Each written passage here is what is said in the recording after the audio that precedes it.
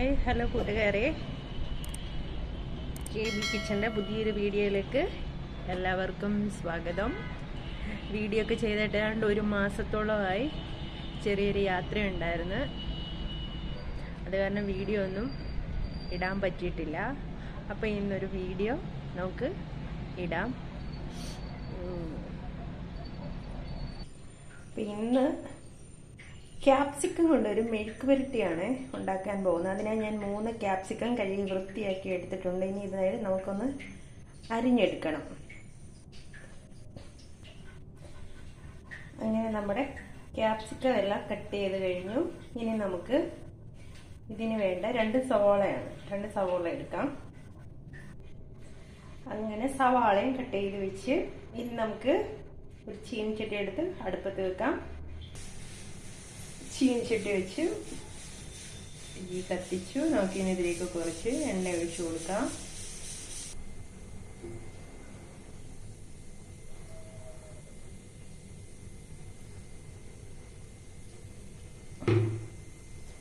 എണ്ണ ഒഴിച്ചു കൊടുത്ത് ഇതിലേക്ക് നമുക്ക് കടുകിട്ട് കൊടുക്കാം. കടുകെല്ലാം അങ്ങോട്ട് പൊട്ടിത്തിടങ്ങുന്നുണ്ട്. കടുകെല്ലാം പൊട്ടി നമ്മുടെ സവോള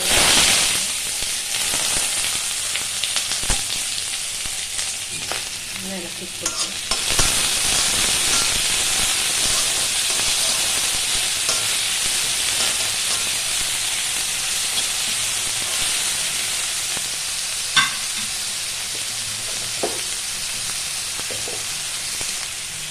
കുറച്ച് ഉപ്പിട്ട് കൊടുക്കാം.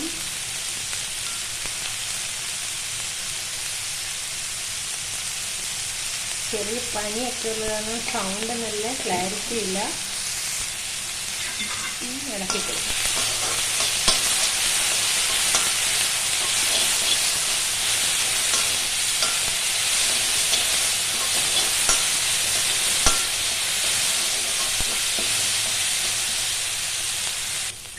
സവോള എല്ലാം നല്ലതുപോലെ വാടിയിട്ടുണ്ട്. ഇനി ഇതിലേക്ക് നമ്മുടെ അരിഞ്ഞു വെച്ചേക്കുന്ന ക്യാപ്സിക്കം ഇട്ട് കൊടുക്കാം.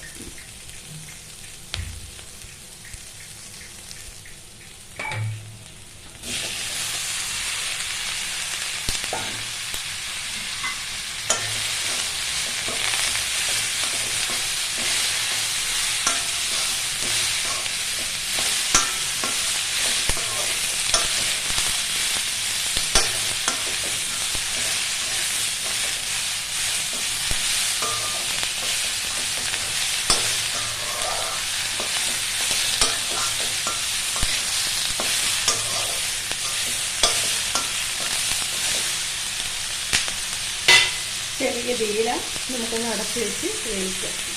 നമ്മുടെ ക്യാപ്സിക്കം വെന്തോന്ന് നമുക്കൊന്ന് തുറന്നു നോക്കാം. നല്ലതുപോലെ വാടിയിട്ടുണ്ട്. ഇളക്കി കൊടുക്കാം.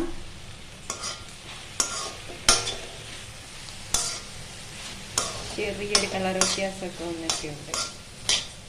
വാടിയതിൻ്റെ